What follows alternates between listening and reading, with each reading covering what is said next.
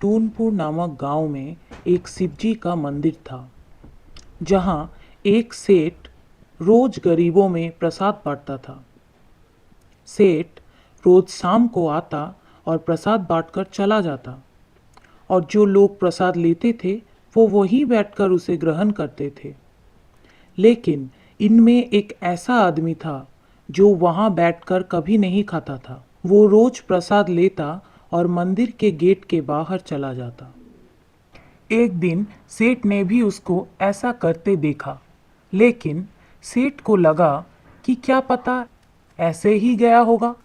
लेकिन जब सेठ ने उसे रोज ऐसा करते देखा, तो सेठ को मन ही मन आया कि आखिर यह आदमी रोज बाहर जाके ही क्यों खाता है। बाकी सभी लोग तो यहाँ बैठकर खाते हैं। इसका पता लगाने के लिए सेठ ने वहाँ खड़े एक आदमी से पूछा कि यह आदमी रोज बाहर जाकर ही क्यों खाता है। आदमी ने बताया, सेठ जी, इसका नाम राजू है। मैंने भी इसे बहुत बार पूछा कि आखिर तुम बाहर जाकर ही क्यों खाते हो, लेकिन इसने मुझे कोई जवाब नहीं दिया। सेठ, अच्छा, शायद यह अपने घर अपने बीवी बच्चों के लिए ले जाता होगा। आदमी, अरे नहीं नहीं सेठ जी, इसका इस दुनिया में कोई नहीं है।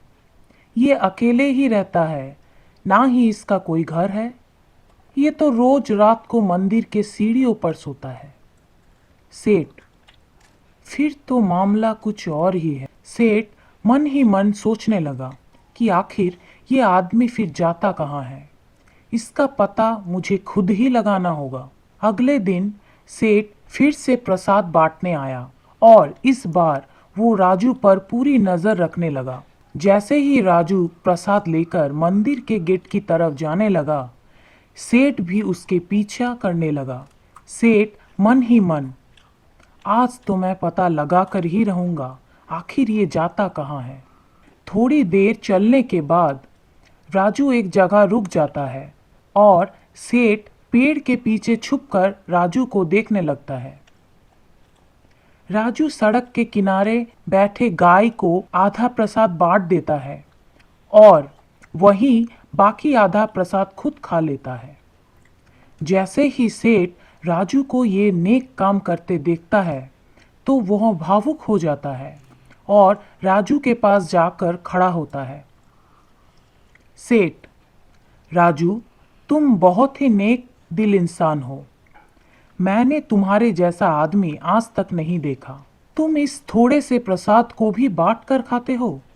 तुम्हारी इस नेक सोच और एक साफ दिल को देखकर बहुत अच्छा लगा। राजू थोड़ा सा मुस्कुराता है और हाथ जोड़कर खड़ा रहता है। तभी सेठ कहता है कि राजू, मैंने सोच लिया है, तुम मेरी फैक्ट्री में काम करोगे और हम रोज इन बेजुबान जानवरों को खाना खिलाएंगे।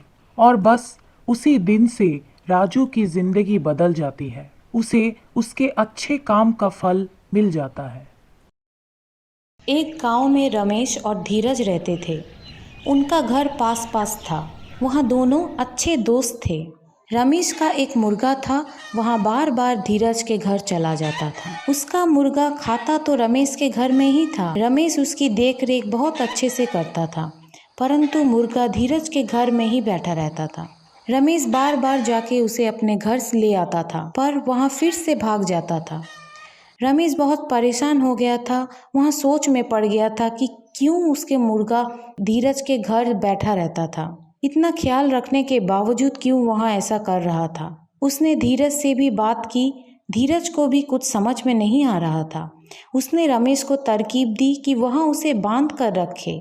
यह तरकीब भी की, पर वह असफल रहा। दोनों दोस्त बहुत परेशान थे। धीरज ने तय किया कि वह मुर्गा को नजर में रखेगा और उसका पता लगाएगा कि आखिर बात क्या है। उसी दिन से उसने मुर्गे पर नजर रखना आरंभ किया। उसने देखा कि मुर्गा एक ही जगह पर बैठा रहता था और एक ही तरफ देखता रहता था। धीरज मुर्गे के पास गया तो उसने देखा कि मुर्गा दीवार पे लगी पेंटिंग की तरफ देख रहा है। उसे समझ में आया कि बात क्या है। अगले दिन वह अपने दोस्त रमेश के पास गया उसने बताया कि उसका मुर्गा उसके घर में लगी एक मुर्गी की पेंटिंग के लिए बार बार वहां जाता और बैठा रहता। रमेश यह सुनकर हंसने लगा।